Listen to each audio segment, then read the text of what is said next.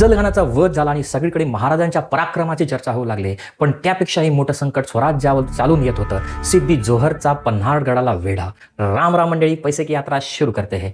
हजारो सैनिक, तोफा आणि एकच लक्ष, शिवाजी महाराज. पन्हाळगडाला चारही बाजूंनी वेढा घातला गेला. दिवस गेले, महिने गेले, गडात अन्न पाणी संपत होतं. प्रत्येक दिवस सर्वायवल होता. शत्रू वाट पाहत होता की महाराज हार मानतील. पण हार मानतील ते महाराज कसले? महाराज योग्य क्षणाची वाट पाहत होते. आणि मग तशीच एक रात्र आली. आकाशात विजा चमकत होत्या, वादळ गरजत होतं आणि धो पाऊस किल्ल्यावर कोसळत होता. त्याच अंधारात शांतपणे पन्हाळगडाचा दरवाजा उघडला गेला. कोणतीही घोषणा नाही, कोणताही आवाज नाही. महाराज काही निवडक मावळ्यांसह बाहेर पडले. पावसांच्या आवाजात घोड्याचे टाप विरून गेले. पण थोड्या वेळातच शत्रूला सुगावा लागला आणि गनिमी काव्याचा पाठलाग सुरू झाला. आता समोर मृत्यू होता, पण मध्ये उभी राहिली एक अभेद्य भिंत.